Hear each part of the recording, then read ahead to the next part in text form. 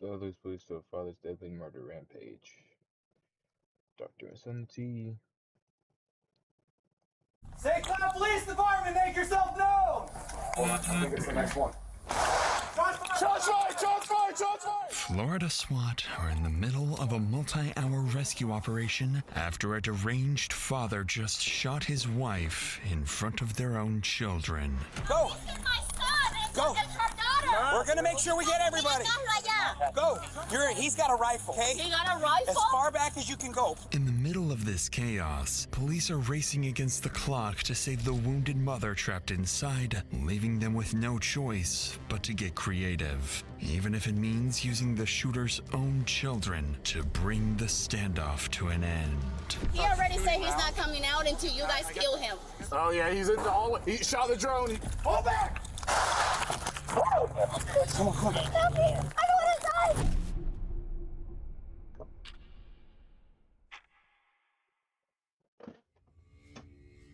It's approximately 6 p.m. on a Saturday evening in an upper-class lakefront neighborhood in St. Cloud, Florida. Inside one of the homes, a heated argument erupts between 48-year-old Jose and his wife Lizvette, one that's about to completely spiral out of control.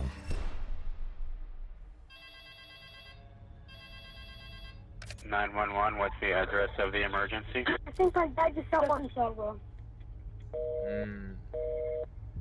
What's that, bro? My dad is upstairs with the gun. I don't know. He went back to the room. What did your mom? He just shot her. No, he shot her. He just shot her in my bathroom. How many shots were fired? After the call disconnects, the St. Cloud Police Department rushes to respond, immediately dispatching 20 patrol cars to the scene. From what officers can gather, two siblings just watched their father shoot their mother, and they could be his next victims. The first to arrive is rookie officer Garnesh, with only 6 months of experience, and as he steps out of his car, he's walking straight into the line of fire.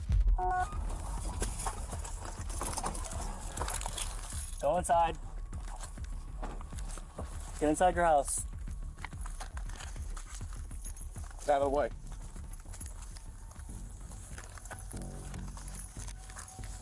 Ganesh, hold there.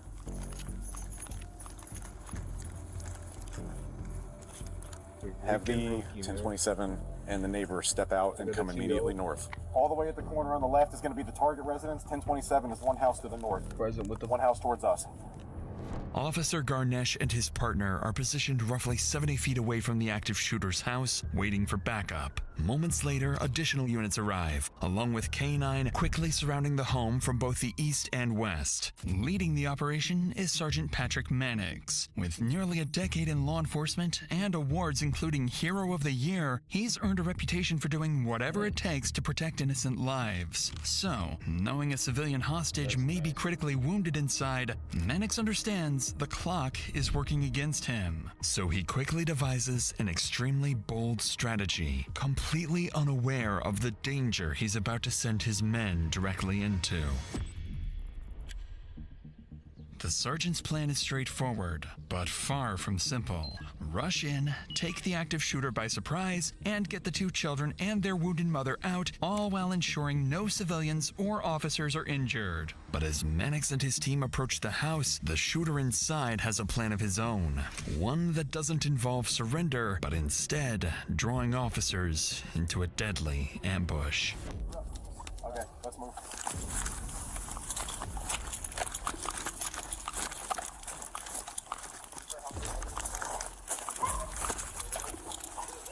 This house should be the 1027.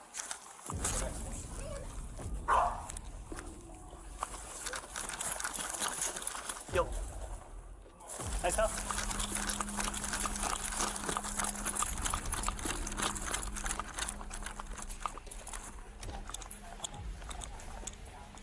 St. Cloud Police Department, make yourself known! Hold on, I think it's the next one. Shots fired! Shots fired! Shots fired! Shots fired! Hold back!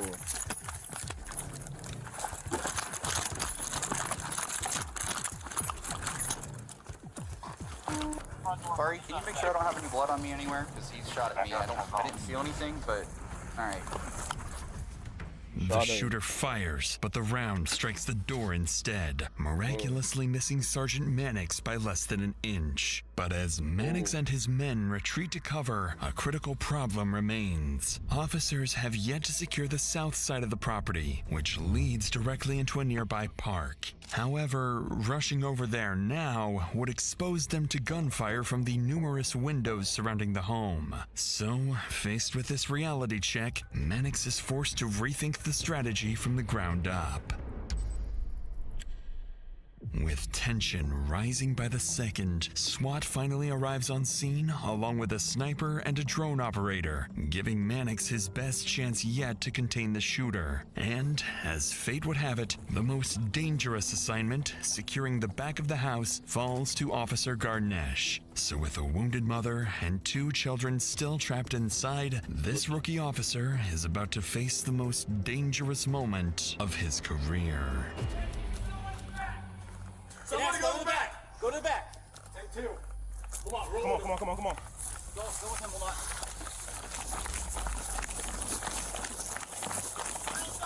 Oh. Let me guess. He's about to get. Oh. Backyard's fenced off. There's a fence back here. Just making sure they got him up there. It's fenced off back here. Who's gonna do 600? Is that you? That's me. 51.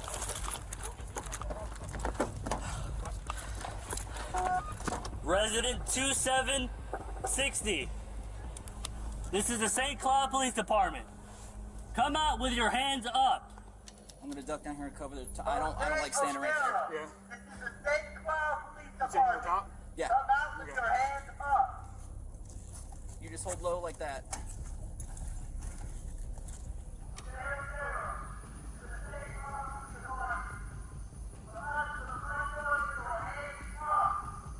As Officer Garnesh continues issuing commands, SWAT has now surrounded the house from all directions, while a sniper maintains visual on the front entrance. And for the first time since the standoff began, police finally have gained the upper hand. With the standoff closing in on the 1-hour mark, one officer decides it's time to deploy a drone, hoping to locate both the shooter and the wounded victim inside. But what seems like a smart tactical move is about to escalate the standoff even further. They're gonna deploy a drone.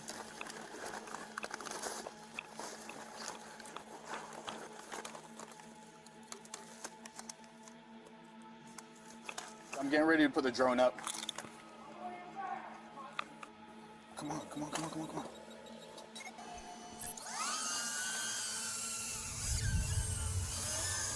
Do you see him? Oh yeah, he's in the hallway. He shot the drone. Oh, he he shot shot the it. drone. Whoa. He's all the way down the hallway with a light going on a rifle. It looks like a rifle. Hey, don't worry about it. Please.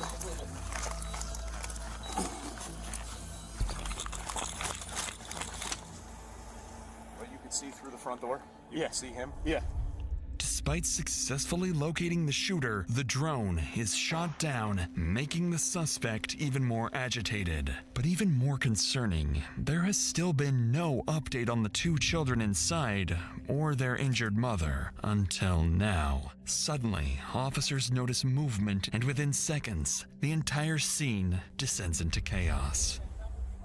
We're sending people from the house just north down the street towards ULT. LT, they're sending people our way. Collective. Don't let anybody leave. All right, get coming. Come on. Get it, go. Over here, come on. 264 Nautilus being evacuated. Stay right here, buddy. Stay right here. Go. There's Go. We're gonna make sure we get everybody.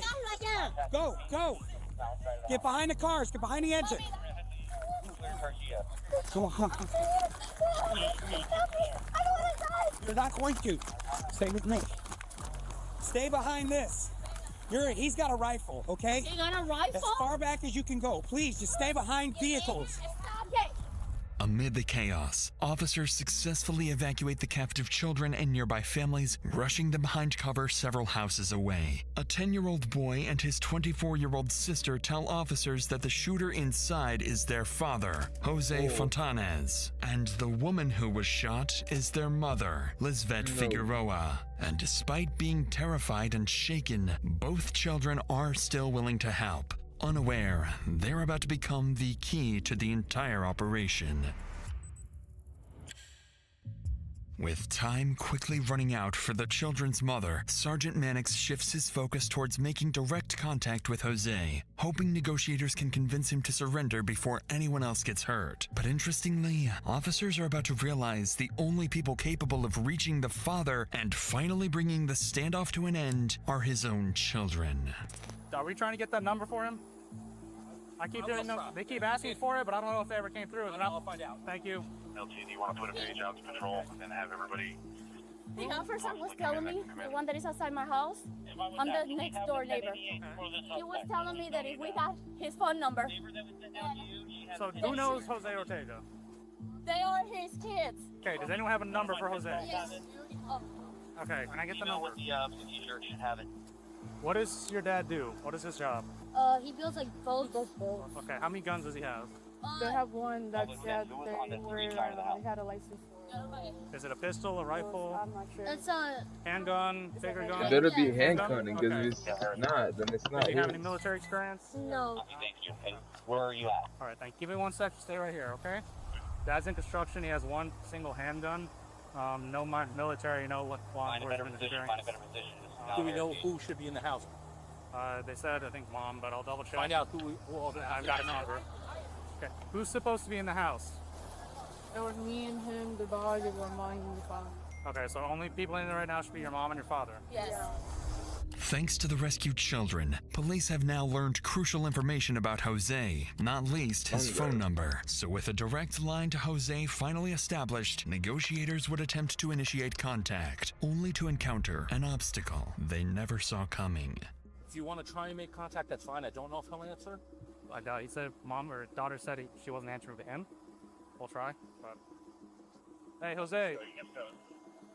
This is Patrick at St. Cloud Police Department. How you doing? I believe we have one to photo out. Jose, can you hear me? No English? Okay.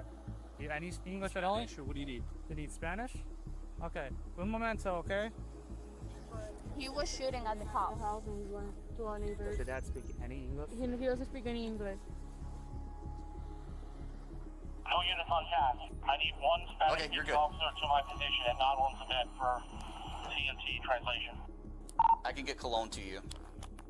I'll send him now. When we get the next one, let's have them come up and fill here. I'll cover for now. All right.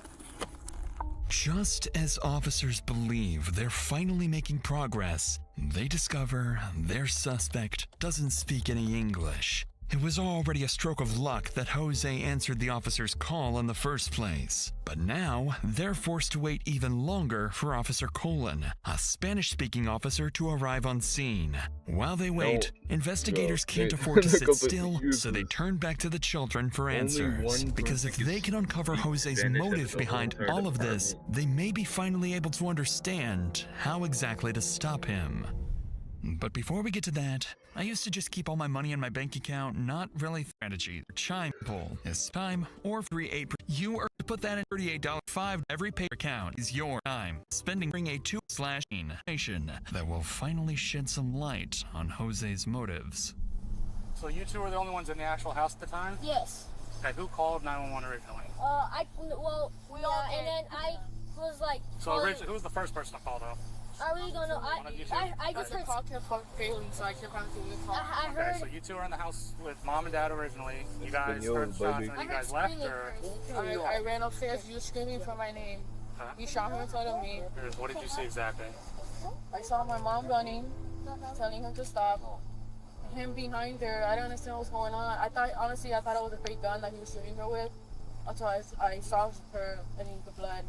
Oh. She had a trip tomorrow to go to California for work.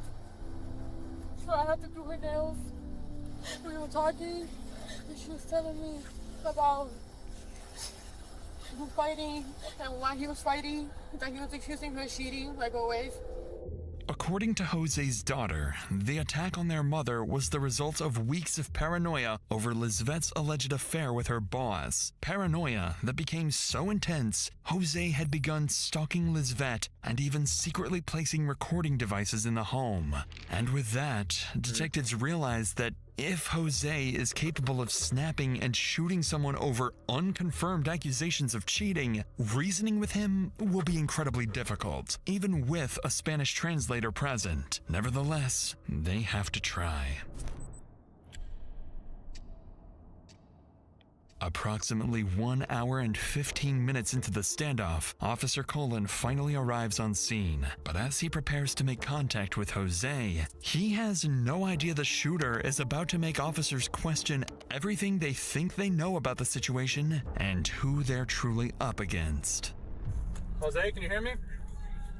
Jose? Jose, no oye. Jose, soy oficial Colón con el Departamento de Policía de San Clau. ¿Tú estás bien? ¿Tú estás bien? Yo estoy bien, sí, ¿qué pasó? Ok, pues, ¿qué es lo que está pasando adentro? Get some powder from it again to the west side of Betsy. Take some deep breaths, not some stress. Okay? Yeah, I just take a breath. ¿Quién más está dentro de la casa contigo? Un nene pequeño aquí. ¿Un nene pequeño? Saying he has a child with him inside. Okay, how old is the ¿Y child? cuántos años tiene el nene? 10. ¿Y cómo se llama el niño de 10 años? Ok.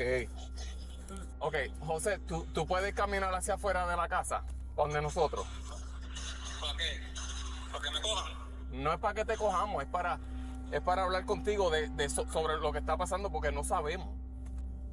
José, escuchamos algunos disparos. Lo que queremos saber es que esté todo el mundo bien y para cerciorarnos de eso queremos ver a todo el mundo, ¿entiendes? Esa es la televisión que está prendida. ¿Esa es la televisión que está prendida? ¿Qué es lo que tú quieres ahora mismo?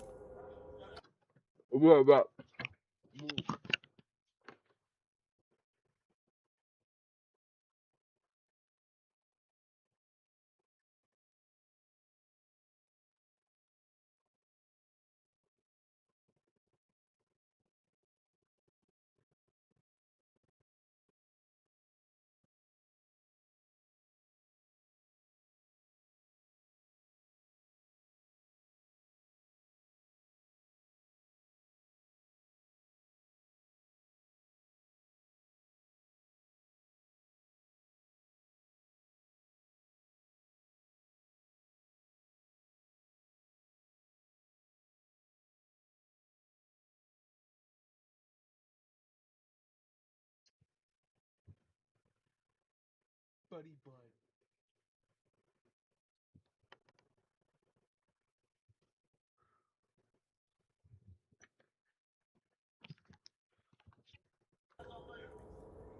No sé, en verdad, entonces que tengo la mente ida. Sal para afuera para nosotros poder ayudarte, José. ¿Me escuchaste, José? Sí, te escuché. ¿Vas a salir para afuera? No sé, dame un break a ver.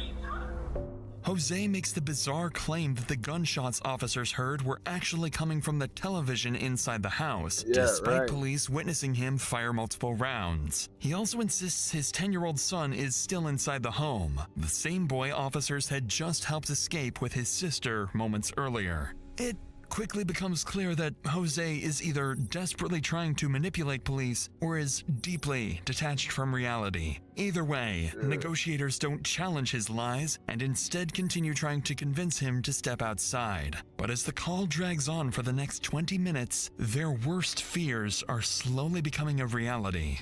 Jose has no intention of surrendering. By now, the standoff has begun taking a visible toll, not only on the officers, but also on Lisvette's children and friends who anxiously wait on the street, knowing that every wasted minute could cost the innocent mother her chance at survival. And unsurprisingly, tensions are about to boil over as one of Lisvette's close friends begins confronting officers over their strategy. I'm not telling you how to do your job, but can y'all go in So there's a whole set of situations we have to follow, okay? But the longer it takes, the longer she's gonna bleed. I hear you. We have to be careful. Because then if we start having this He already said he's not coming out until you guys kill him. Okay. Okay, can we get an ambulance now? Please. I understand. Please. So, mira, escúchame. So, tenemos que cerciorarnos que There's podamos. nobody else in there. I promise you. I just need somebody to get there. She's bleeding. But take a breather. Just take a breather, okay? She's bleeding on me upstairs. And the longer it takes it, the less the chance she has. However, think of it like this, right? Let's say he brought one of his buddies and had him away in there, and if we, but if he did, right? We don't know that for sure. If he could have, and if say he came along, he was coming in. I understand that, but we don't know that. We everything we base off of start sending officers to save her. Now they die. It's gonna be a whole other battle just to get her out now. As officers desperately try to calm the furious crowd, negotiations with Jose appear to be going nowhere, so Mannix begins coordinating tactical preparations for the worst-case scenario. Believing Jose is becoming increasingly restless inside the house, and with no update on Lisvette's condition, a dangerous confrontation may soon become unavoidable. Their next moves must ensure the victim is saved, no officer is injured, and ideally that the suspect is taken into custody alive. Hey, with the three of us here, let's go over assignments in case he does come out. Okay. Because we are contact here. Yep. All right. I need I'll one. drop and go hands. I need one lethal. I need one hands and one verbal. I'll do verbal. Waiter's got verbals. I'll take. got lethal. I'll hold go lethal. hands. So here's how this is going to work. If he does come out and he does start walking this way, Porterfield, you're going to stay deadly. Cologne, you're going to switch to less lethal. Jess, you're going to go hands with him. Got it? Yes. And you're going to go voice. Jose Montero, this is the St. Cloud Police Department. Come out from the front door with your hands up. You know what kind of rifle is it? A loud one. All right, so whatever we do, we are not leaving this position. Got it? Even if he comes out, runs back in, we are not leaving. What was that, Wager? I said if he starts fighting with him on the ground and we see there's nothing visible in his hands, I'm going to sling this taser.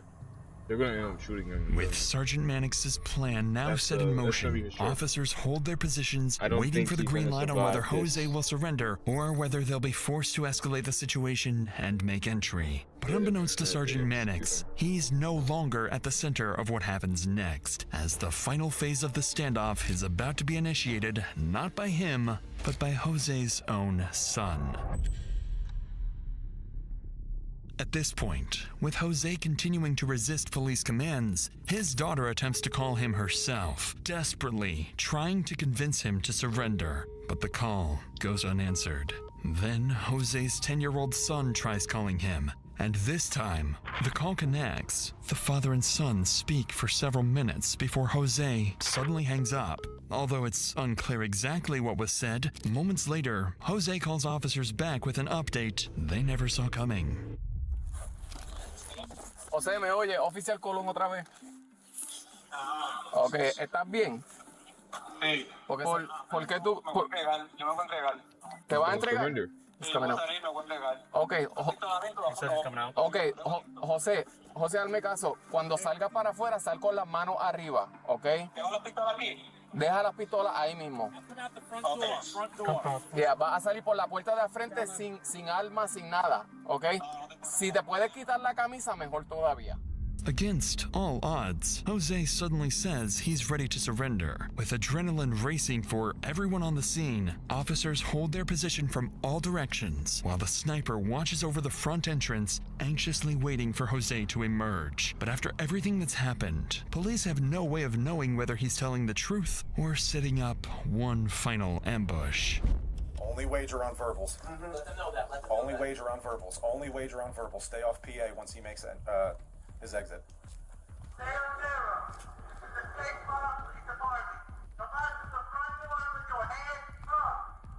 Face away from me! Stop! Stop! Hey, you guys get it off!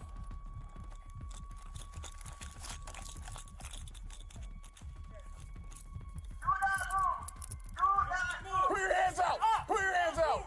Don't move! Look at stop!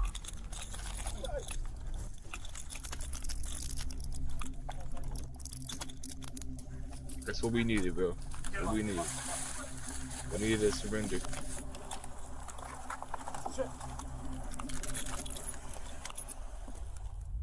After nearly 2 hours of gunfire, failed negotiations, and uncertainty, Jose finally surrenders and is placed in the back of Officer Garnesh's patrol car to be transported to the St. Cloud Police Department. But even with the shooter out of the picture, the scene is far from over. With the children's mother still somewhere inside the house, officers finally prepare to make entry, only to realize they're too late.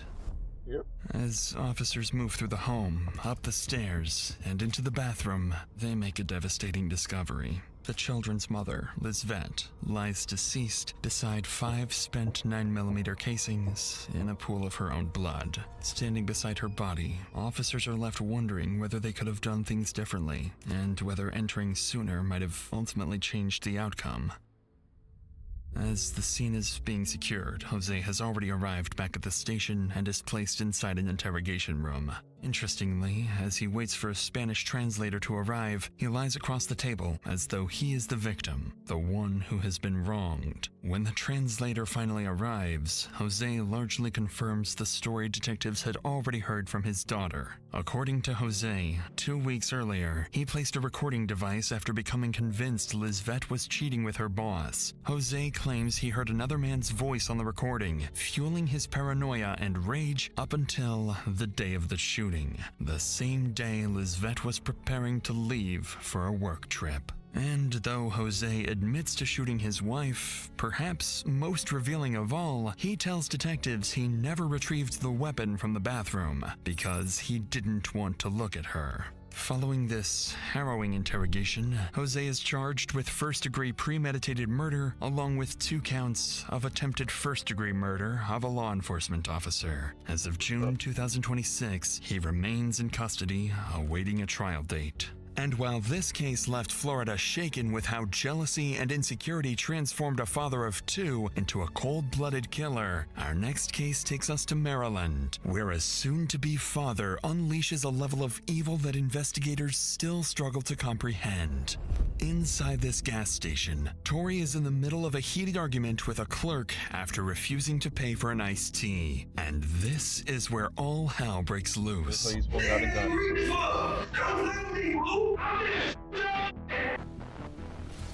Oh.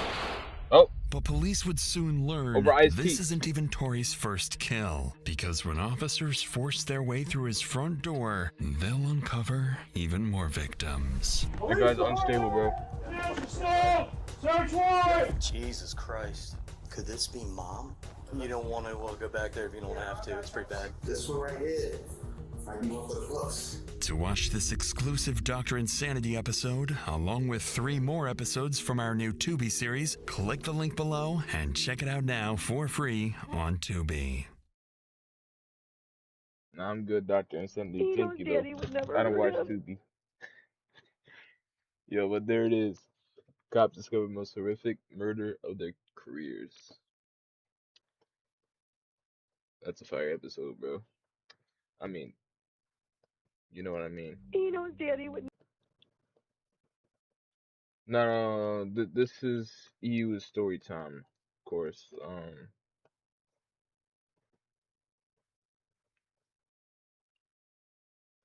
He knows Daddy would never hurt him.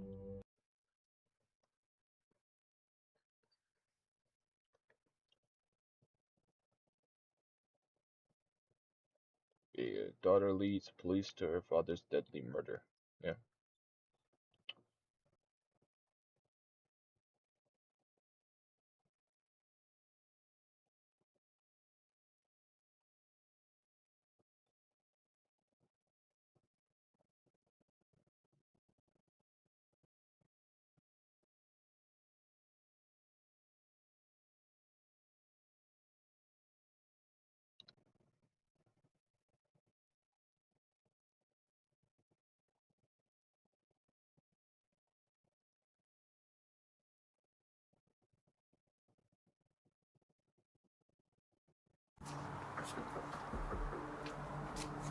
Hello. Psychotic mom thinks she can get away with double murder. Dr. Insanity. Hit that like button. Yes. Hi, Detective Juarez. Subscribe. You know what I mean. How are you? Good. Detectives are making their way inside 19-year-old Drake Bickett's apartment. In just a few seconds, he's about to hear something that will change his life forever. So, your grandma, we found her, but she's dead. Drake's grandmother, 65-year-old Marilyn Gandert, was last seen walking outside her home before disappearing without a trace. Police initially believed they were dealing with a routine missing persons report, but over the next few weeks, this case will slowly turn into one of the most tragic and disturbing double homicide investigations they've ever worked on. She doesn't have that many friends. She's like me, kind of solitary. Out here at Encino and Northern, we think we found a body out here. It looks like it has arms, and it looks like it has hands. There was like intestines and stuff. Like she was like, yeah, I get real tired and I want to die, you know? So did you do that for her? There's people actually out there that would actually confess like that. It's around 2 p.m. in the afternoon when Albuquerque police receive a routine welfare check call. Unknowingly, this marks the first clue in one of the most gruesome and twisted mysteries the city has ever seen. Albuquerque Police, how can I help you? I'm at my sister's house, and she's not here. I haven't been able to get a hold of her, and she usually gets back to me because I call her every morning and night. And what's your sister's name? Marilyn Gandert. Well, her vehicle's here, and that's how she travels. I mean, I'm getting worried now. Okay. It's not a good day. Following the 911 call, Officer Barnhill is dispatched to the address to check on Marilyn. When he arrives, he finds Marilyn's younger brother waiting outside the home. Neither of them have any idea what disturbing clues are waiting inside the house. Getting a little scared. Yeah, no, definitely. So what's going on though? Is this odd that she's not answering the door, or? Not answering the door. Her phone is, I could go through directly to voice messaging. I left a note there yesterday. It's still there. Okay. Her vehicle is here, and that's what she drives in. I don't know how she disappeared in her vehicle. Is still Is there another place she goes? No. I mean, she doesn't have that many friends. She's like me, kind of solitary. Okay. So now I'm getting really, really nervous. I left messages. I left her a note there yesterday, and it's still there. Okay. This is Harry Gandert, Marilyn's brother. He sounds genuinely worried for his sister, especially since she's the only family he has left. Harry goes on to explain that Marilyn is a postal worker who adores her dogs and would never leave them alone. They helped her cope with her grief after her middle-aged son Ryan took his own life 3 years ago. In reality, Ryan's death was never as simple as it seemed, and unbeknownst to Harry, the decisions his sister made in the aftermath are the very reason she's now missing. However, what really happened to Marilyn slowly begins to unravel when her best friend and neighbor, Nancy, arrives with concerns of her own.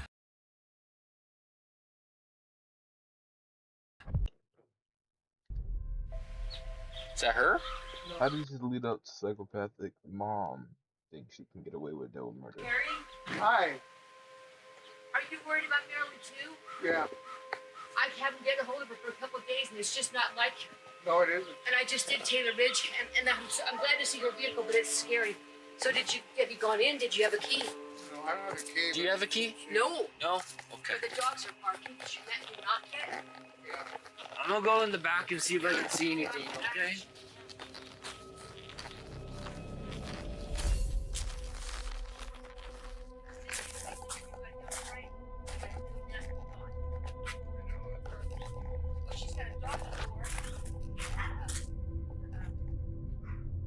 After noticing the garage door is locked and the windows are covered, Officer Barnhill decides to circle around the house. That's when he makes the first of several strange and unsettling observations.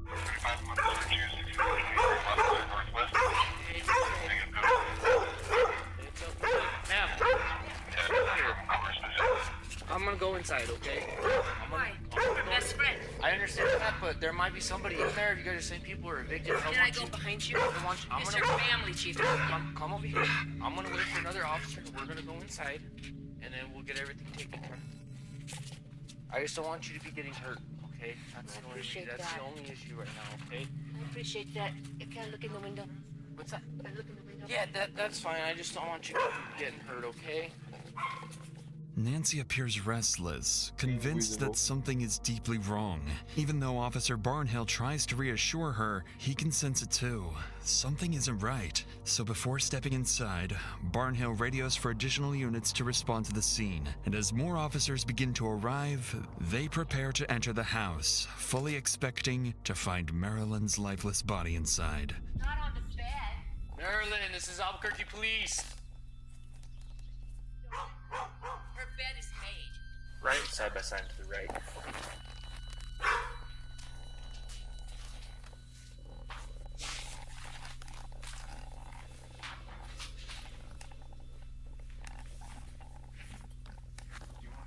Maybe there's a 43 call here.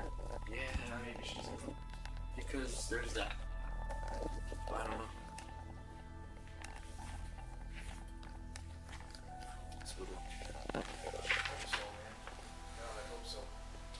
It's just a lot of weird stuff. Well, her keys are in here, huh? So she wouldn't be able to get back in if we secured it. After clearing the entire home, officers find no sign of Marilyn, but they do notice several suspicious details. Items left out of place, house and truck keys sitting on the counter, 2 dogs barking non-stop, and medication left on the table. For a moment, officers are at a loss, but not for long. They're about to learn that Marilyn owns a second property nearby, a rental home occupied by tenants all too familiar to police. And one tenant in particular is Marilyn's teenage grandson, who will soon become central to solving this case. Pretty organized. Oh, very, very organized. Very, very neat. And then these people are actually evicted. Who are they? Her Interesting name. daughter-in-law and yeah, who was over here on Taylor Ridge. The house is right. Yeah, over I know there. Taylor Ridge. Yeah, I very already well. went by there. Alyssa Bickett. Yeah, I know all that. Yeah, that's who she evicted. She evicted Alyssa? Yes, of course Drake was with them, but he once again trashed. Yeah, it's always. Yeah, I've been with Drake 10 times in the past 3 months or something. Our CIT detectives talk to him all the time. And he just doesn't get the help he needs, and you can't force that on him most of the time. So Yeah, because he's an adult. when you went down to Taylor Ridge, was Drake and Alyssa there? Nobody was there as far as I knew, because I just looked for her vehicle. Oh, okay. You didn't And- knock on the door. or anything? I did not knock on the door, I didn't want to bring this. but I'm getting ready to. Yeah, if she's not in here, we'll go and I'll go down there and talk to him. They're gone. She changed the locks. From They don't have a key. She went to court. She just on that house. Yes. At least not that well. I mean, does she get violent too? Yes. She gets drunk, and that's She's been her violent with police before too. She, well, the problem is she And gets. Drake, you said no, right? He's currently going to court for battery on a household. Yeah, that's probably People that do case get when I was violent. there. I'm They're worried police more all the about time Drake's doing something crazy because he, when they're drunk. he's schizophrenic. I mean, come on. The back and forth between the trio reveals critical information. According to Nancy, Marilyn's daughter-in-law, Alyssa Bickett, and her troubled grandson, Drake, were recently evicted from Marilyn's other home on Taylor Ridge Road. Hoping to find Marilyn there, officers head to the address, an address they're all too familiar with, having responded to several domestic incidents involving the family in the past. But this time, things will be different. As officers arrive, they're unknowingly on the brink of walking into a murder scene and coming face to face with a killer hiding in plain sight.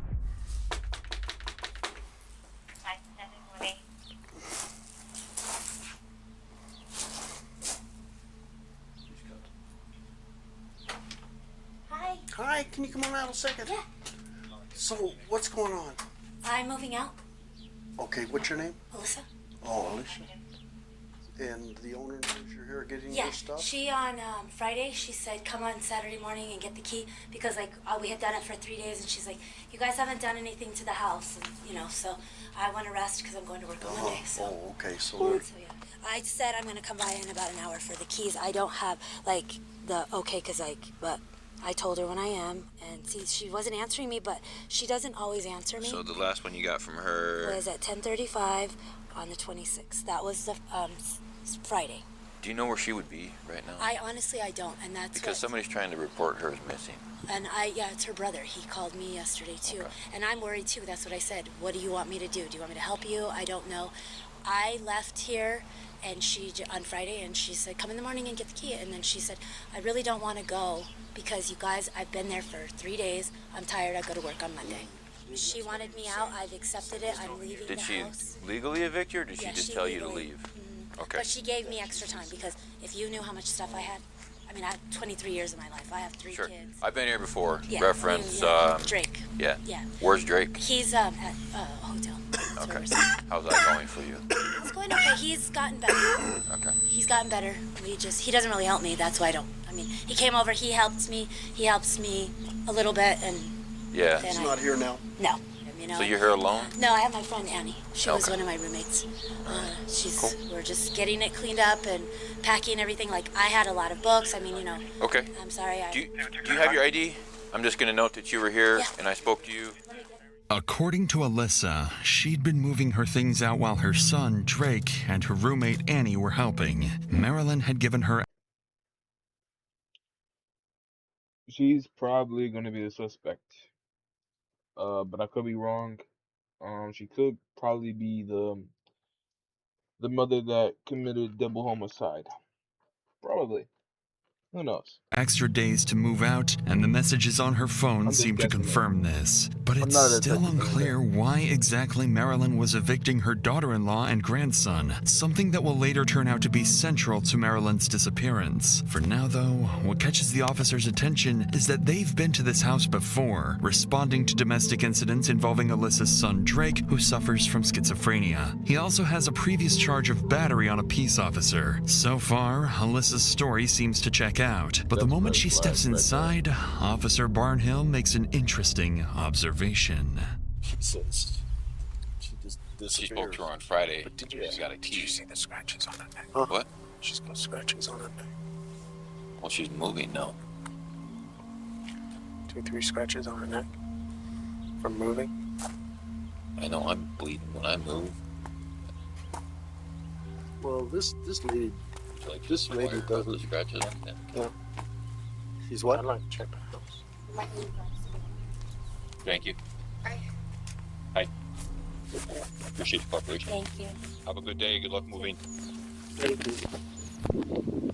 The scratch marks Officer Barnhill notices are hard to ignore, but their origin remains unclear. What has yet to dawn on these officers is that the marks might be linked to Alyssa's deceased husband, Ryan Bickett, as the couple allegedly had a years-long relationship filled with physical and mental abuse, a hidden detail that will soon send investigators down a rabbit hole. But before officers can dig deeper, a familiar vehicle pulls up by the side of the road. It's Marilyn's neighbor, Nancy. She's curious about what the officers have uncovered so far, but more intriguingly, she seems to be several... I'm just accusing. I don't know anything about this, to be honest with you. No, but I'm just guessing. Just accusations. Steps ahead of them. So we're not able to call the homeowner at this time. Obviously, she's being entered as missing as far as we know, the homeowner.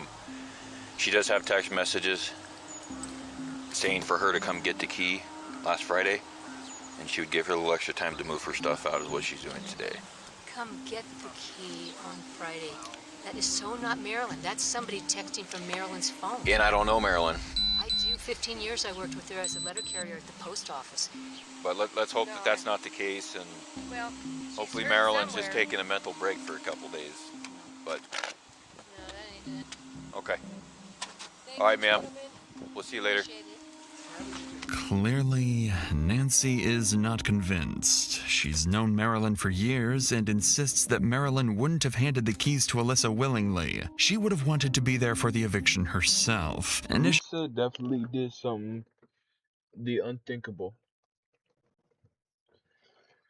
She definitely did something unthinkable, bro. She definitely did something.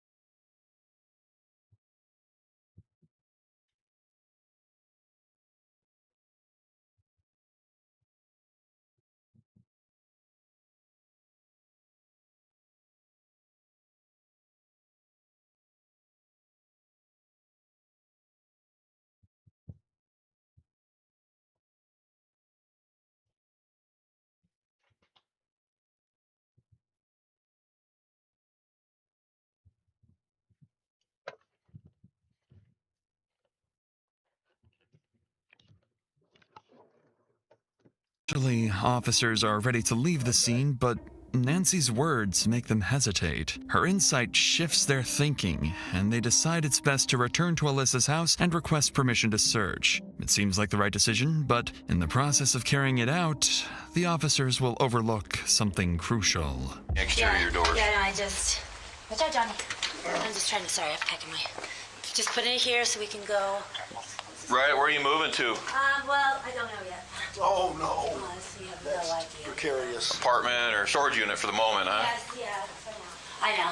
And then the holes are from Drake, you know, when he gets stupid. And I'm like, oh, boy. And that one, I can help you open this door.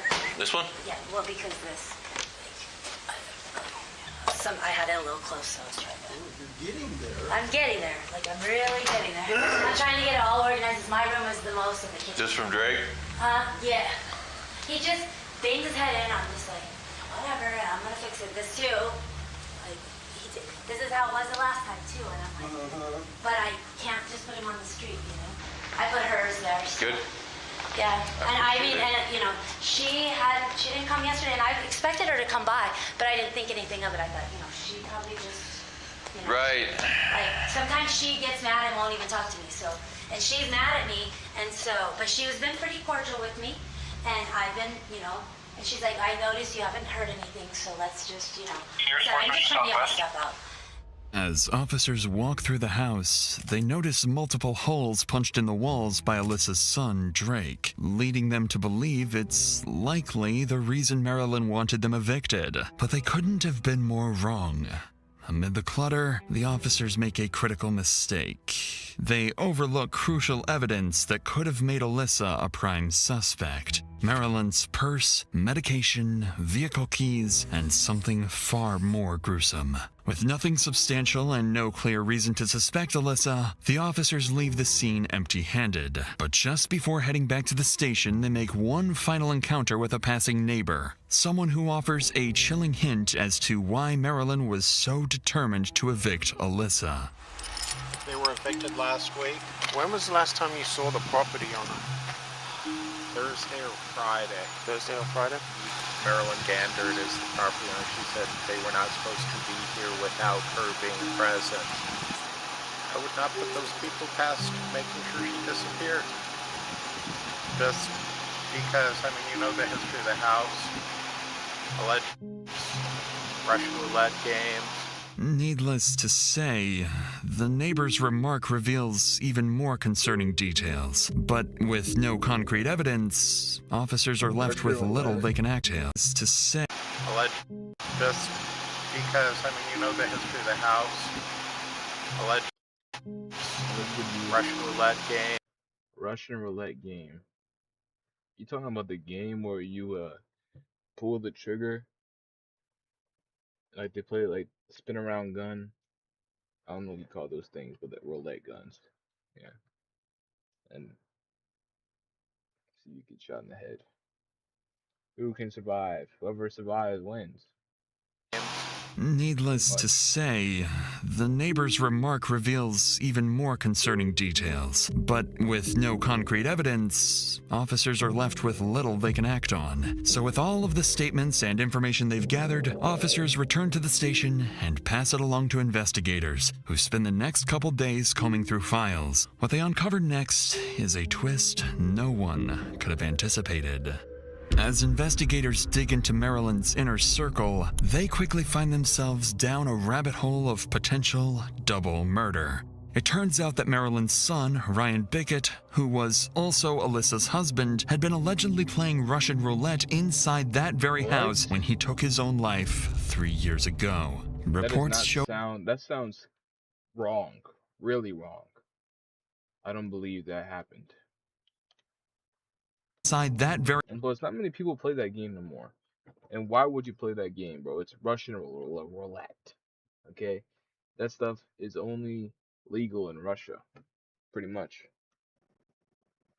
House when he took his own life 3 years ago. Reports show that Ryan was allegedly abusive towards Alyssa, and the two had a tumultuous relationship leading up to his death. Investigators also learned that Marilyn had allowed Alyssa that Ryan was play the game in America. Allegedly abusive towards Alyssa, and the two had a tumultuous relationship leading up to his death. Investigators also learned that Marilyn had allowed Alyssa and her grandson Drake to continue living in their home, but only on the condition of paying rent. With Marilyn now mysteriously gone, detectives begin to suspect that Alyssa might be involved in her disappearance. They theorized that Alyssa could have been responsible for Ryan's death, and that, after years of enduring the ongoing abuse, Marilyn, out of compassion, allowed Alyssa to stay rent-free for some time. But when Marilyn started demanding rent, the tension between them escalated to a dangerous point. With this in mind, detectives now find themselves investigating a possible double homicide of a mother and her son.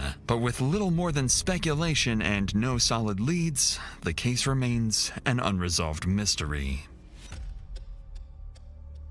At around noon on January 27th, police in Rio Rancho, New Mexico, receive a call from a remote location.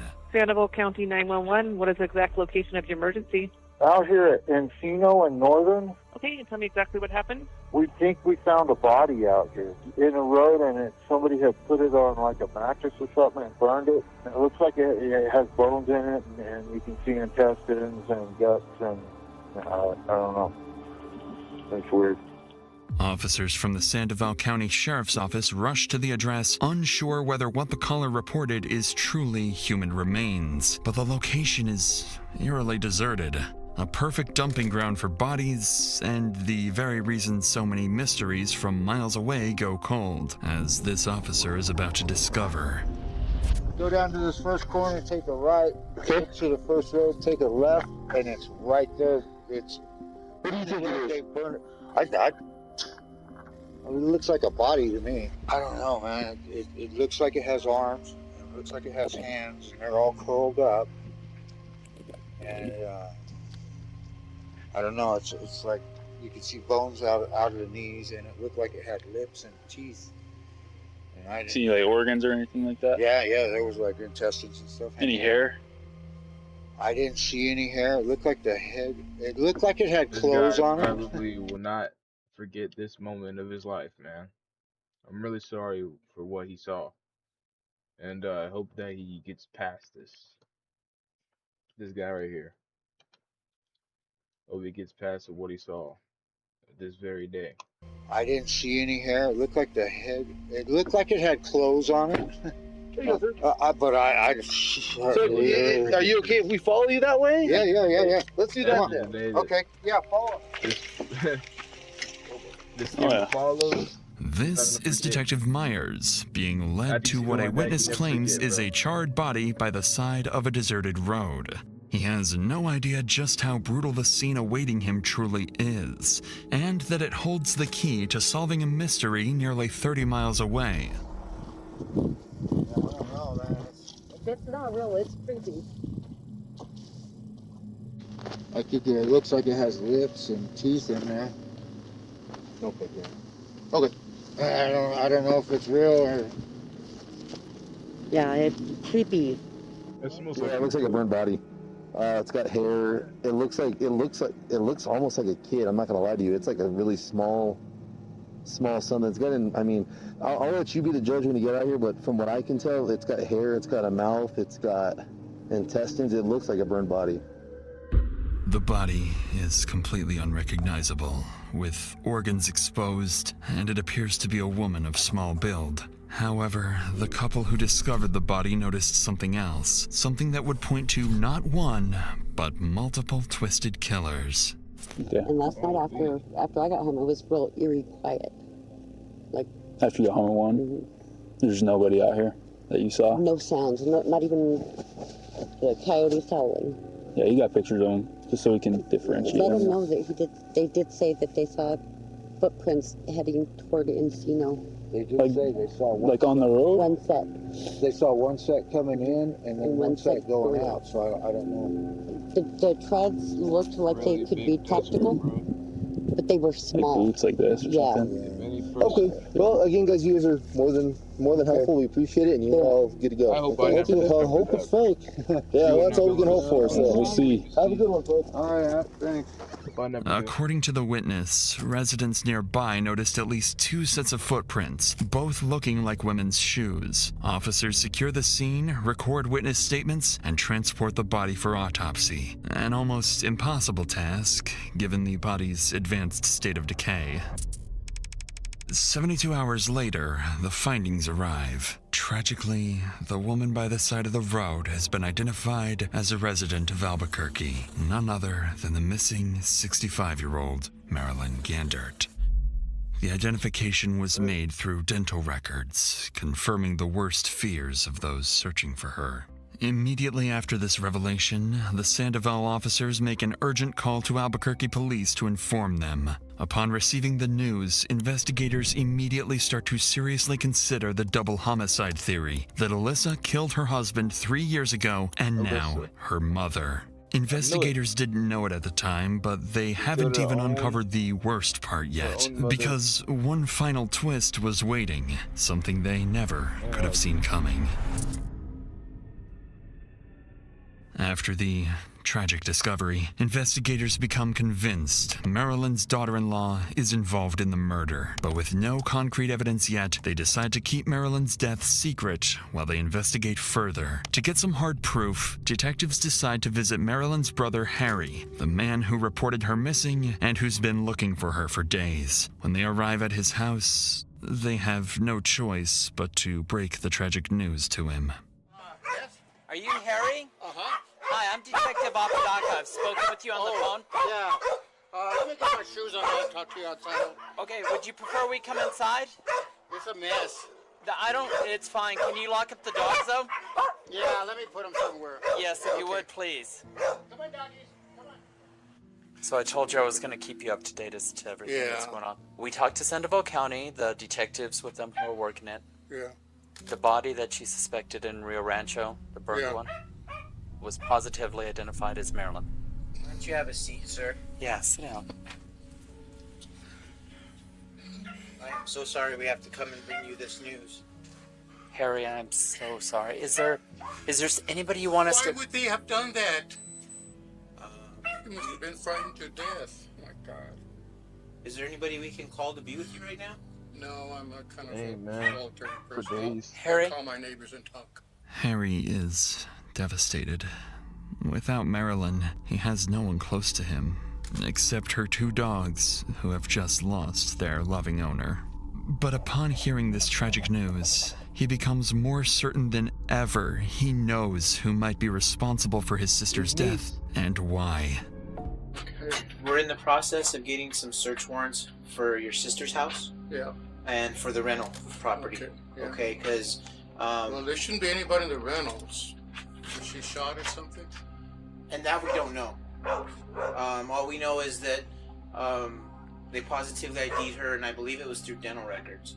So I believe they're still doing their investigation. They burnt her body. Belongings are probably not there, or no, you don't know where they're at. Don't know. So we're gonna try to get the warrants done tonight, if possible.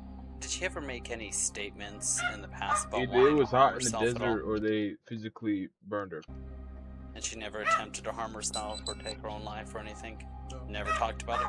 I guess, the only thing I can think of is the eviction thing. I can't think of any other reason why they would have done something And like that. Detective Juarez is going to look at everything. She's not going to leave any stone unturned.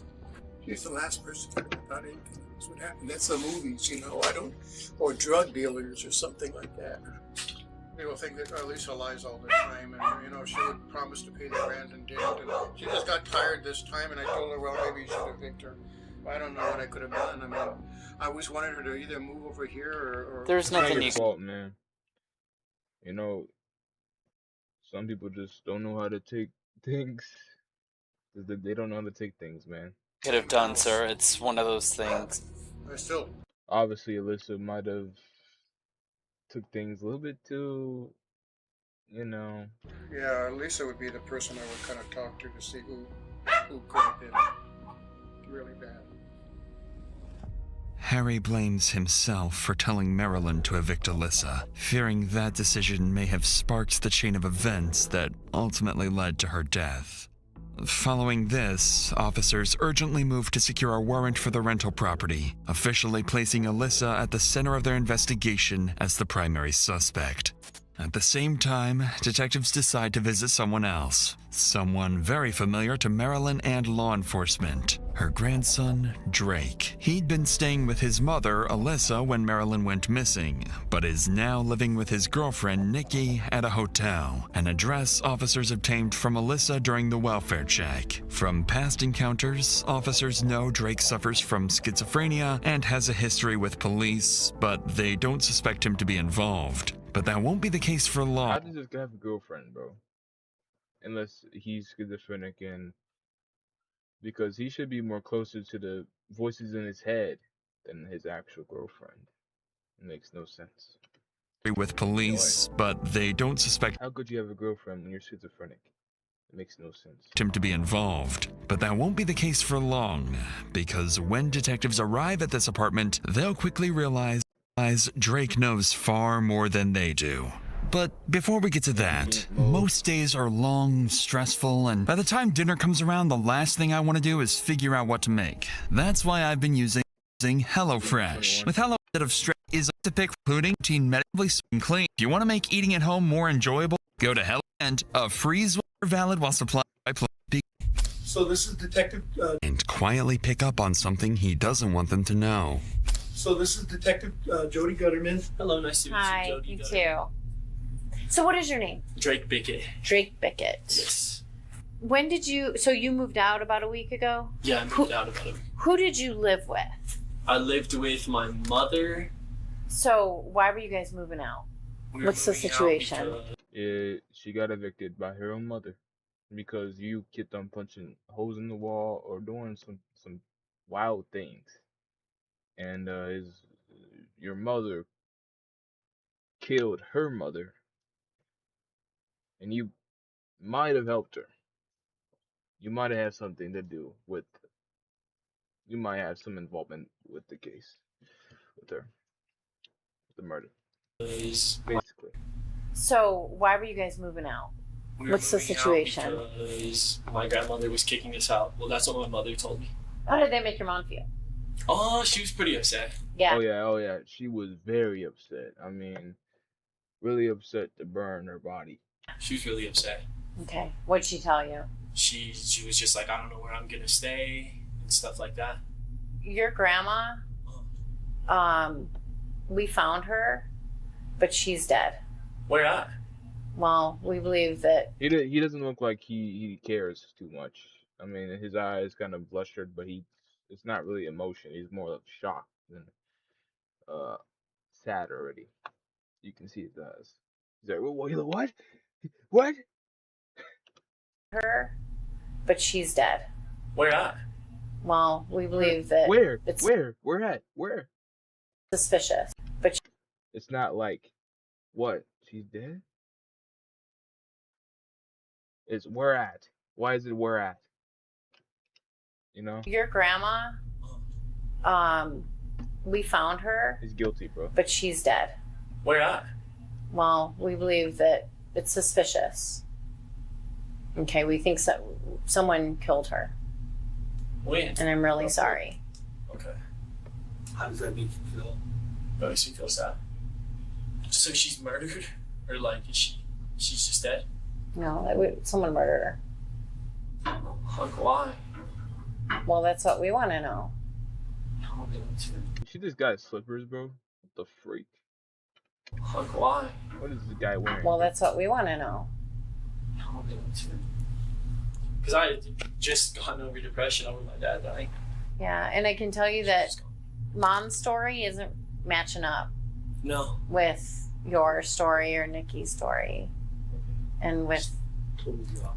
yeah. Okay, is she okay?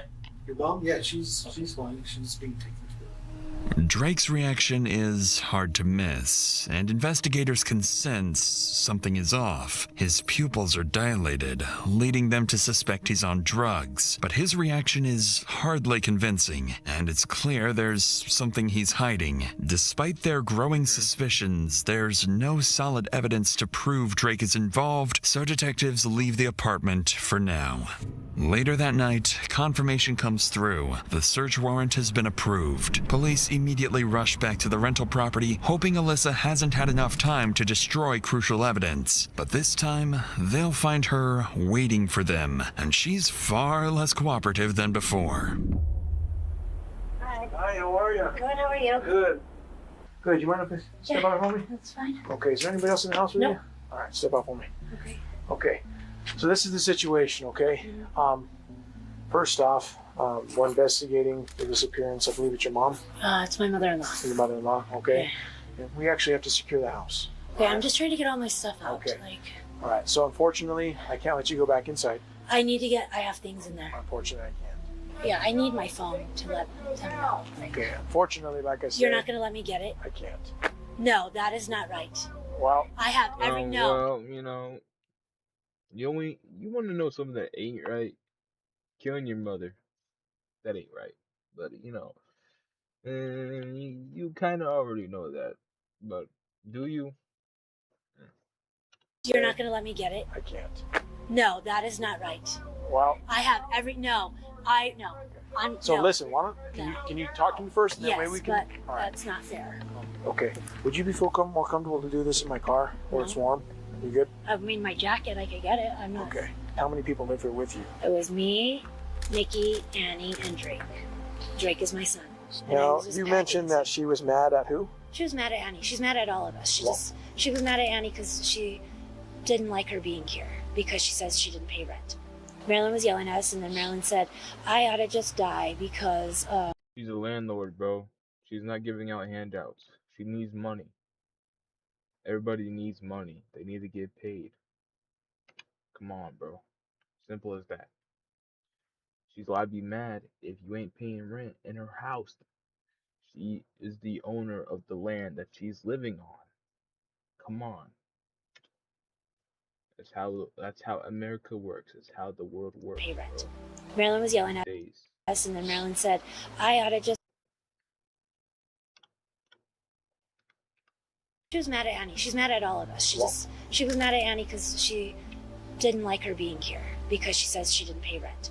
Marilyn was yelling at us, and then Marilyn said, I ought to just die because, nobody wants me anyway. I mean, she blamed me for my husband dying. So, Okay, yeah, how'd that make you feel? It makes me feel like. She wasn't saying this before, by the way.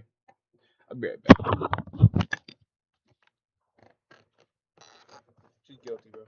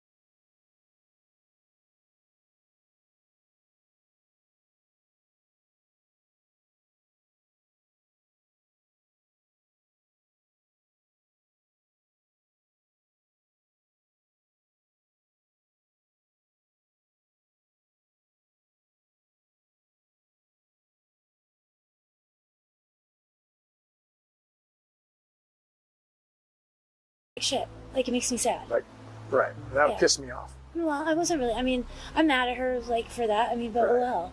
I mean, it makes me sad. I'm not going to do anything. I don't care. Right. I just, you know. Right. I know, but I know that's what you guys are trying to get at.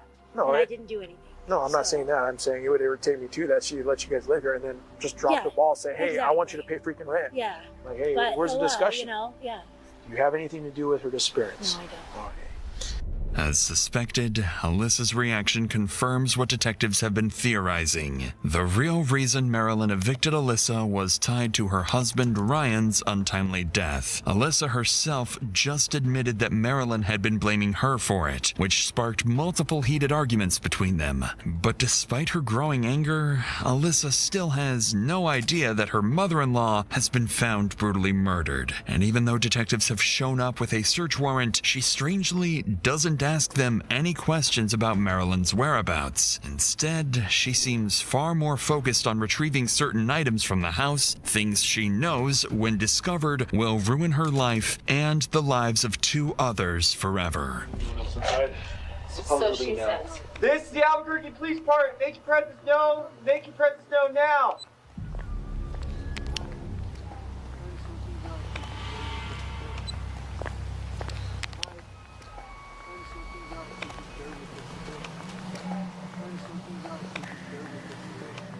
For the moment, the house appears meticulously clean, with no obvious signs that Marilyn was ever there. Yet, officers find clothes and a purse that appear to belong to her. As the search continues, a vehicle pulls up by the side of the road. It's Alyssa's roommate, Annie. When an officer approaches to speak with her, it quickly becomes clear she knows something terrible has happened, but has no intention of sharing it with them. How you doing? Hey, sorry to flash this in your eyes. What's happening right now? Okay, is there anybody else in the car? I mean, No. so would you mind speaking with us? Absolutely, yeah.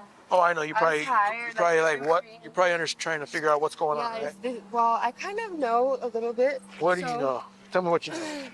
I know that her mother-in-law that they rent from, she's missing. So I mean, we talk. So that's exactly what we're here for. Right. We're trying to figure out, where she's at, because we deal with missing persons a lot. Mhm. Sometimes they have dementia or whatever. They'll leave for a couple days and then come back. Yeah. But it's cold and we want to try to find her. Mm-hmm. You know what I mean? Yeah. I do know that she has blamed me for them not paying rent, and I mean she's came at me, but we have talked very well before. Also, that's what I know about her. She's talked with me good, and she's attacked me like viciously and here. So. When you say attacked viciously.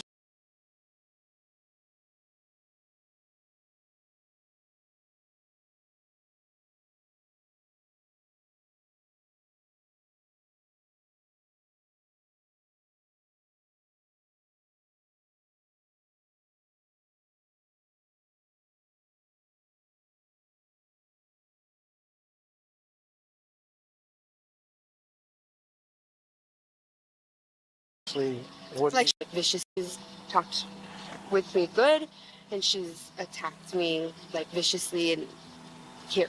So. When you say attacked viciously, It's like she was like screaming, and I'm like, I'm not trying to disrespect you. Like, we're moving out. Mm-hmm. I feel like Alyssa's being attacked right now by this is crazy. Like, this is nuts. Well, unfortunately, we got to do a search.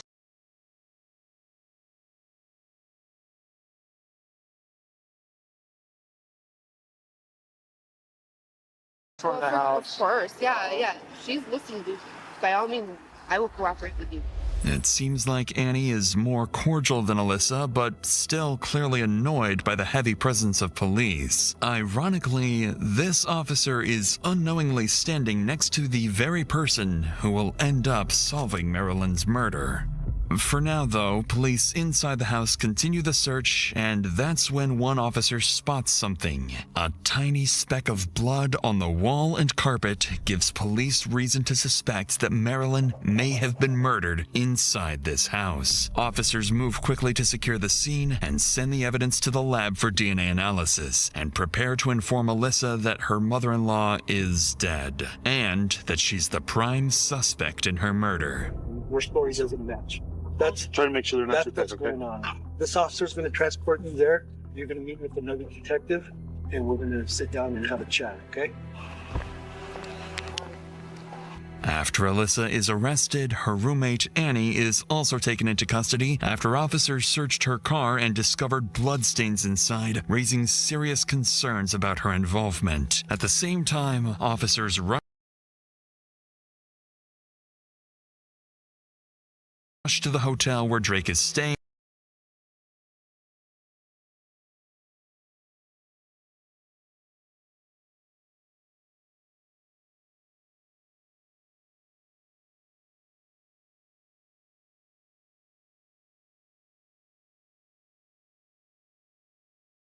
And he's arrested on... At the same time, officers rush to the hotel where Drake is staying, and he's arrested on suspicion of being an accessory to murder. With all three suspects brought into the station, they are immediately separated as the detective prepares to interview each one. The strategy is simple: find inconsistencies in their stories and provoke a confession from at least one of them. Because Alyssa is the prime suspect, detectives decide to start with her. She's the one they believe killed Marilyn, and they're quietly suspecting her involvement in her husband's death as well. So when detectives sit down with Alyssa, they think they're on the verge of capturing a potential double murderer. Do you know why you're here today? They told me because Marilyn died. I didn't know she died. Okay, so it is true that Marilyn is deceased. Okay, how do you know Marilyn? She's my mother-in-law. Mother-in-law. Okay. I don't know how to say it. It was my husband, but he passed away. It was his mom. So am I correct by saying that eventually you guys were evicted? Yes, we were. Okay. How did that come about? Because we were paying. I'm confused. I don't want to talk anymore. I don't want to even be here. How come you're so upset right now? Because she's gone and I didn't know this. You know? And I'm sorry. It's like, and then I'm here being accused of I don't even know what. Some evidence has come to light that isn't faring very positively in your favor. Okay, so that's why I wanted you to come in and speak to us and give us your side of the story, because this is probably going to be one of your only opportunities to do that. Would there be any reason that we will find Marilyn's blood in Annie's room? I don't know. No, there would be no reason. I don't know. Marilyn, taking things off the walls. So for me, I'm like, Marilyn, please stop, you know, so I don't know. Is there going to be any reason if we pull that carpet up in that house, that there's going to be any of Marilyn's blood on the carpet underneath? Now keep in mind, even if there's blood on the carpet and you use the carpet cleaner to clean it, that blood is still going to be there. It's going to seep through the carpet. I know. I understand that. That should just be a yes or no answer. That's not a No, there shouldn't be any. Okay, well there is. Okay. So you're the renter of the home. Okay. You were the last person in the home. Doesn't that seem a little suspicious to you? Well, I don't know. I haven't And now done she's anything. missing Well, and I haven't deceased? done anything. I don't know of anybody doing anything, so we haven't done anything to her. Who cleaned up the blood in the hallway? You guys didn't do a very good job on the walls because there's still blood scattered on the walls. Okay. Very small, but you didn't do a very good job because we were able to locate it. I don't know. I'm not talking anymore. So, you said I have that right. You do have that. So I will get an attorney.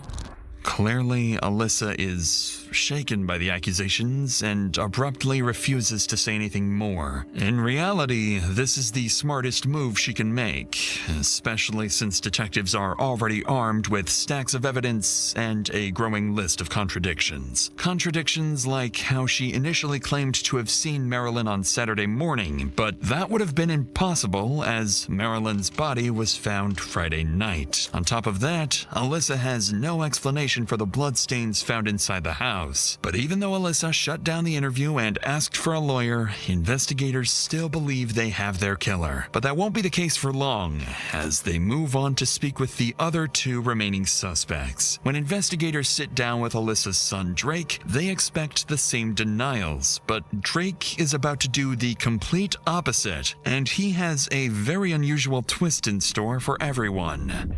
So just to let you know, I'm not here on the warrant. Okay. Okay. I'm here on the situation that happened with your grandma. Okay. Okay. So that's what I want to talk to you about. Okay. How she's missing? Yes. Okay. I don't necessarily know what's going on with that other warrant of yours. I know I had heard that you'd failed to appear in court, so they issued you a warrant. And I don't know what that warrant was for. Okay. So I want to talk to you about your grandma. Okay. About Marilyn. Okay. But I wrote a warrant for you for the homicide of your grandma. So I'm actually charging you with the homicide of your grandma. Okay. Okay. I've already had your mom, your mom's arrested. Yeah. And Annie is arrested. Okay. Okay. So I have enough probable cause to believe that you were involved in the homicide of your grandma. How so? Oh yeah, you're the detective. I am the detective. You remember me now? Yeah. Okay. Well, at my house, like I'm a detective.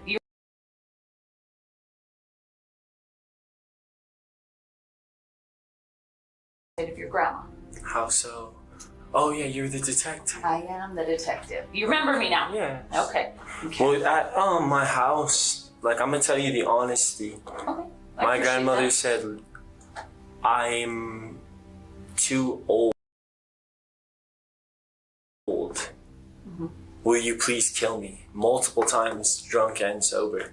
Okay. That is honestly. So back in So I was just like because I can understand. I don't know if you guys can understand, but I expect you guys to be able to understand. If an old woman is like old and having to work for her children, right? Mm-hmm. Then I'll do what she wants, Undoubtedly, this statement from Drake catches the detective off guard. Not only does he outright confess to the murder of his own grandmother, but he also gives the most bizarre reason imaginable. Despite finally getting a confession, the detective isn't convinced. It seems like Drake is just trying to take the full blame and protect his mother. The story he's offering is so outlandish that the detective decides to give him another chance. So you're saying that at some point your grandma asked you to kill her? Like she was like, yeah, I get real tired at night, and I want to die, So did you do that for her? Yeah, like. When did you do that? In my house, like that's what she wanted, and obviously.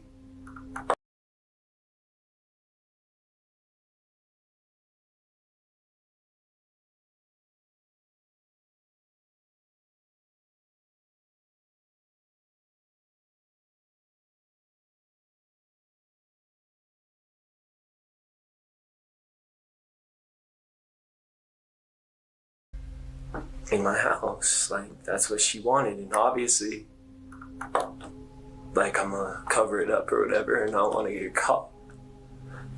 That must have been really hard. Yeah, I was there, and then she would be like depressed, Right. And she was just getting old, and every day she would work, and What'd your grandma do? She would pay for my stuff. And like. She for certain said that. I know she said that. She asked you to kill her? Yeah. Do you remember how? Would I have to tell somebody before I do so, or? Well, here's. Would I respect her decision as a tired 65-year-old lady right after her son passing away, having a grandson with a different family? Is she truly better off? Did you think she was? To die. It looked like she was. She said she was. Okay. So I did. I passed her away. You know what I'm saying? Like. So how did you do it? That's it. Like that's all the information without a lawyer or a public defender I'd like to share. Okay. So you don't want to talk anymore after that? Okay. That is what she had said. Like that is all I know. That is what she had said. Okay. With no hint of hesitation, Drake doubles down on his story, claiming his grandmother wanted to die and he simply fulfilled her wish. And with an attorney requested, the detective has no choice but to accept his bizarre confession. If Drake truly killed his own grandmother and covered it up, that would ensure his mother Alyssa walks free, even if detectives suspect her involvement in not one, but 2 murders. They have no hard proof against her. With the risk of letting a potential double homicide suspect walk free, detectives know they have one final chance to get the truth. There's still one more suspect in custody, Alyssa's roommate, Annie. Once detectives move on to speak with her, they know her statement could either confirm their suspicions or reveal they've been chasing the wrong suspect all along. So basically, I'm pretty much just going to turn this over to you. I'm going to allow you to talk, tell me what you know, what occurred with Marilyn Gandard. We all were in Alyssa's room getting high, and Marilyn was outside. When you say we all, who are you referring to? Me, Drake, and Alyssa. Okay, so you guys are in Alyssa's bedroom getting high. What are you getting high on?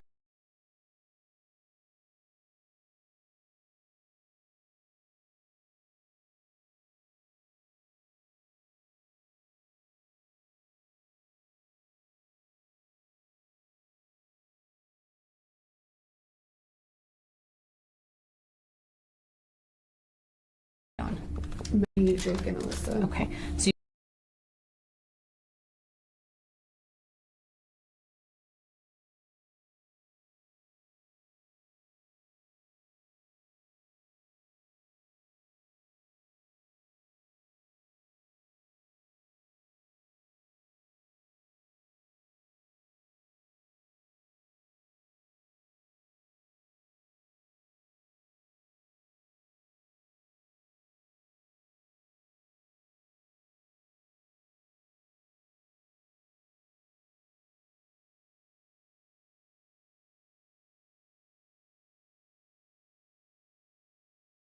you guys are in Alyssa's bedroom getting high. What are you getting high on? Meth. Meth.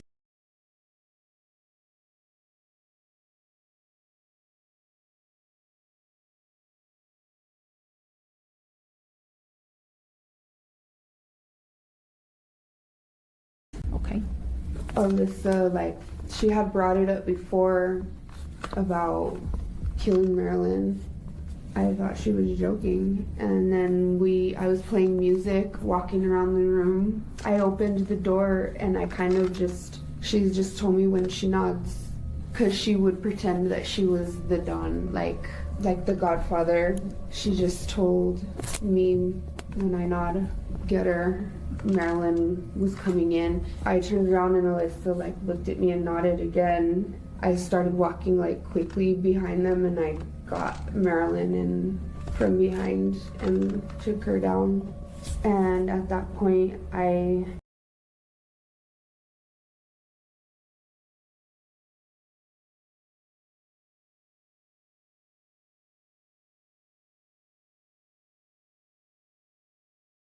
had gotten off of Marilyn because I had her pinned.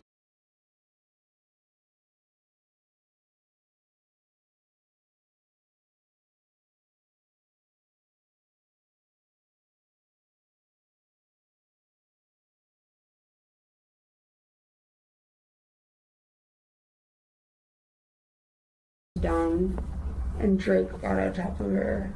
I think I yelled at Alyssa to get something to cover her mouth. She brought the wrap.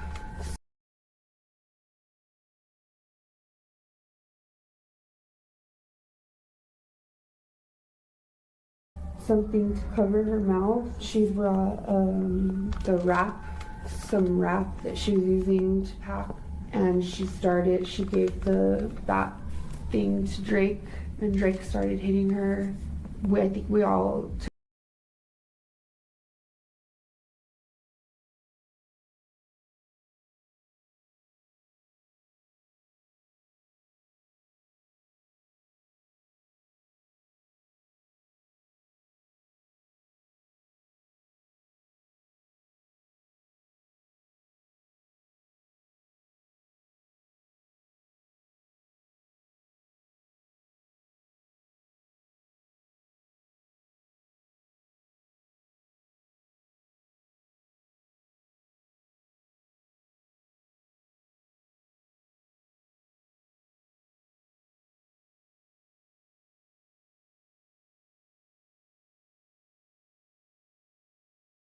Took turns after that.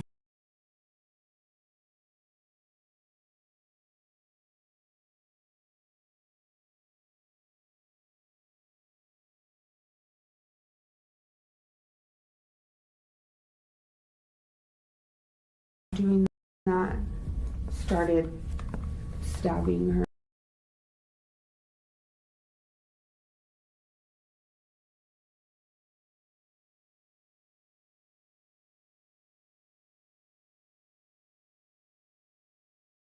And I seen him like going at it a bunch of times, and I grabbed the knife from him. He had already cut her throat. I prayed, and then Drake asked me to pray for him.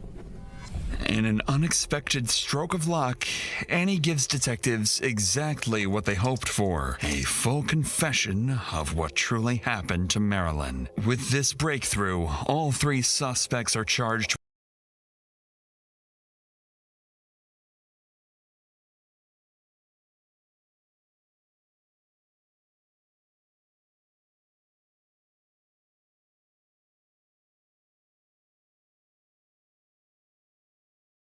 with open counts of homicide, giving police time to investigate further before determining the degree of murder. During this time, detectives received DNA evidence from bloodstains collected at the rental house.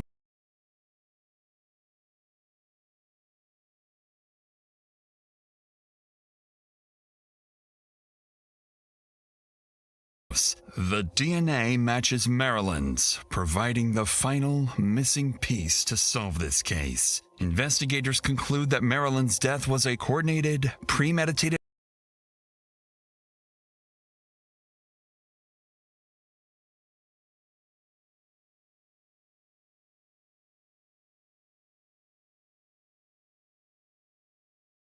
murder carried out by Alyssa, her son Drake, and roommate Annie. They determined that Marilyn was beaten to the ground by Annie before Alyssa struck her in the head with a small club. Then she was stabbed nearly a dozen times in the neck by her own grandson Drake. The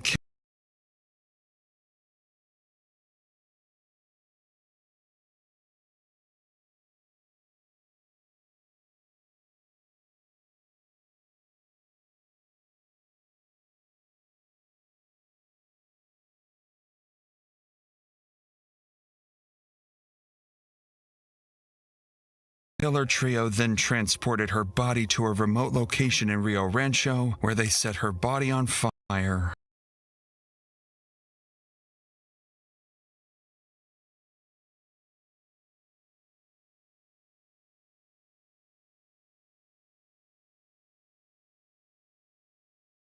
Hoping to destroy any evidence. Investigators also revisit Ryan Bickett's case, Marilyn's son and Alyssa's husband. However, despite their suspicions, no new evidence suggests foul play, and the conclusion remains the same.